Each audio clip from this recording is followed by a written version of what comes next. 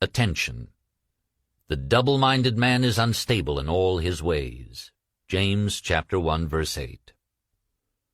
Attention is forceful in proportion to the narrowness of its focus, that is, when it is obsessed with a single idea or sensation. It is steadied and powerfully focused only by such an adjustment of the mind as permits you to see one thing only, for you steady the attention and increase its power by confining it. The desire which realizes itself is always a desire upon which attention is exclusively concentrated, for an idea is endowed with power only in proportion to the degree of attention fixed on it. Concentrated observation is the attentive attitude directed from some specific end. The attentive attitude involves selection, for when you pay attention it signifies that you have decided to focus your attention on one object or state rather than on another. Therefore, when you know what you want, you must deliberately focus your attention on the feeling of your wish fulfilled, until that feeling fills the mind and crowds all other ideas out of consciousness. The power of attention is the measure of your inner force. Concentrated observation of one thing shuts out other things and causes them to disappear. The great secret of success is to focus the attention on the feeling of the wish fulfilled without permitting any distraction. All progress depends upon an increase of attention. The ideas which impel you to action are those which dominate the consciousness, those which possess the attention. The idea which excludes all others from the field of attention discharges in action.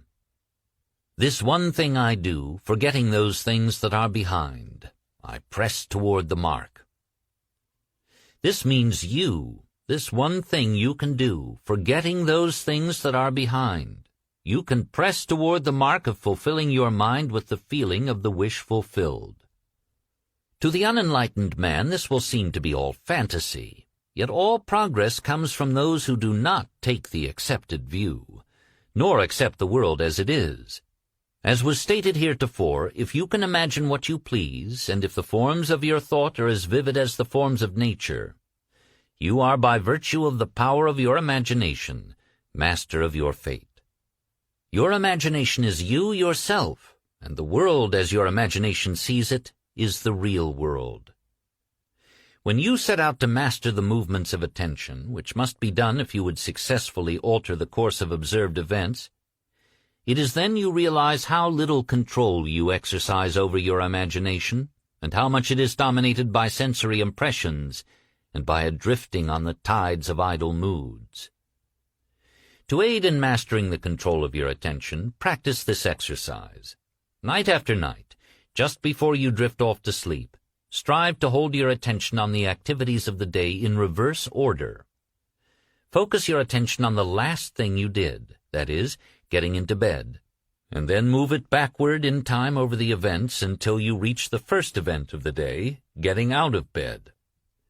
This is no easy exercise, but just as specific exercises greatly help in developing specific muscles, this will greatly help in developing the muscle of your attention. Your attention must be developed, controlled, and concentrated in order to change your concept of yourself successfully, and thereby change your future. Imagination is able to do anything, but only according to the internal direction of your attention. If you persist night after night, sooner or later you will awaken in yourself a center of power and become conscious of your greater self, the real you. Attention is developed by repeated exercise or habit. Through habit, an action becomes easier, and so in course of time gives rise to a facility or faculty, which can then be put to higher uses. When you attain control of the internal direction of your attention, you will no longer stand in shallow water, but will launch out into the deep of life.